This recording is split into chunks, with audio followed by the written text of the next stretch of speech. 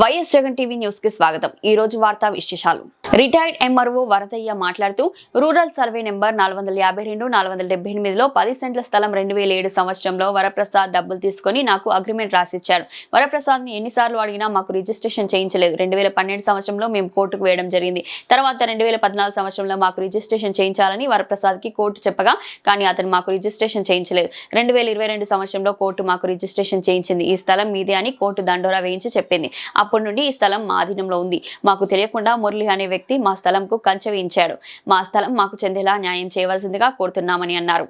Rural survey number 452 and 478 survey నంబర్లో 10 సెంట్లు అంటే 66x64 ఈ 2007లో ఈ వరప్రసాద్ నాకు అగ్రిమెంట్ రాసిచ్చినాడు। ఫుల్ పేమెంట్ తీసుకొని అగ్రిమెంట్ రాసిచ్చినాడు। ఆ తర్వాత అతన్ని ఎన్నిసార్లు అడిగినా కూడా రిజిస్టర్ చేయలేదు। రిజిస్టర్ చేసిన దానివల్ల మేము 2012లో కోర్టులో వేసినాము। కోర్టులో వేస్తే కోర్టు 2012లో కోర్టు డిగ్రీ ఇచ్చింది। ఆ డిగ్రీలో 1 నెల లోపల రిజిస్టర్ చేయమని చెప్పింది అతనికి, కానీ అతను చేయలేదు। దానికి మేము 2014లో ఈపీ వేసినాము। ఈపీ వేసిన తర్వాత ఆ ఈపీలో కూడా ఆయన కంటెస్ట్ చేసినాడు। కంటెస్ట్ చేసిన కూడా ఈపీ డిస్మిస్ అయ్యి 2022లో కోర్టు మాకు రిజిస్ట్రేషన్ చేపించింది। మళ్ళీ తర్వాత రిజిస్ట్రేషన్ అయిన వెంటనే ప్రిన్సిపల్ సీనియర్ సివిల్ జడ్జి ఈ కోర్టు ద్వారా ఈ స్థలాన్ని మాకు దండోరా కొట్టి ఈ స్థలం మీదే అని చెప్పి మాకు హ్యాండ్ ఓవర్ చేసినారు। ఆ హ్యాండ్ ఓవర్ చేసినప్పటి నుంచి మా స్వాధీనంలో ఉంది। ఈ మధ్యలోనే ఎవరో మాకు తెలియకుండా ఎవరో బండల స్లాబ్స్ నాటినారు। ఆ స్థలంలో నేను ఉన్నాను।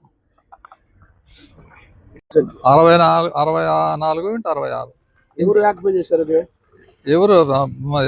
ఎవరు అంటే మురళి అనే అతను బండలు నాటాడు। నేను చూడలేదు। మురళి అనే అతను బండలు నాటాడు మాదే। మాకు అదే అగ్రిమెంట్ తర్వాత కోర్టు ఆర్డర్, కోర్టు డిగ్రీ, తర్వాత ఈపీ ప్రకారం కోర్టు రిజిస్ట్రేషన్, ఆ తర్వాత రిజిస్ట్రేషన్ తర్వాత మళ్ళీ కోర్టే మాకు ఫిజికల్గా హ్యాండ్ ఓవర్ చేసింది। ఇక్కడికి వచ్చి దండోరా కొట్టి ఈ స్థలం ఫలానా అని వరదకి సంబంధించిందని దండోరా కొట్టి మా హ్యాండ్ ఓవర్ చేసినారు। అప్పటి నుంచి ఖాళీగా ఉండింది। ఈ మధ్యలో వచ్చి ఆయన వేసుకున్నాడు। ఇంతవరకు ఎవరు చేయలే। పోలీస్ స్టేషన్లో ఎస్పీ గారికి మొన్న సోమవారంగా అంతకుముందు సోమవారము కంప్లైంట్ 2వ తేదీ కంప్లైంట్ చేశాను। ఆయన 1 టౌన్ సిఐకి ఇచ్చినారు। 1 టౌన్ సిఐ గారి దగ్గర పెండింగ్ ఉంది। సిఐ గారి దగ్గరికి పోయినాను। పోయిన తర్వాత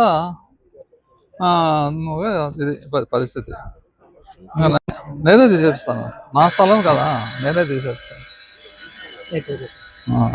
కోర్టులో ఎవరు ఇంజక్షన్ లేదు। కోర్టులో వాళ్ళకి ఏం స్టే లేదు, ఇంజక్షన్ లేదు, ఏం లేదు, ఏం రాలే।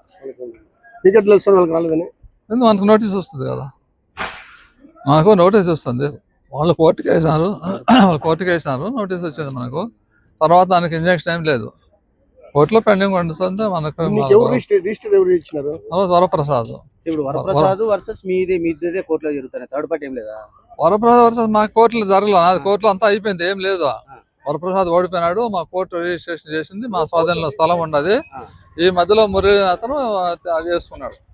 ఆయన కూడా కోర్టులో పిటిషన్ వేసినాడు, మాకు నోటీస్ వచ్చింది, మేము రిప్లై ఇచ్చినాము, కానీ ఇంజక్షన్ కానీ స్టే కానీ ఏం లేదు।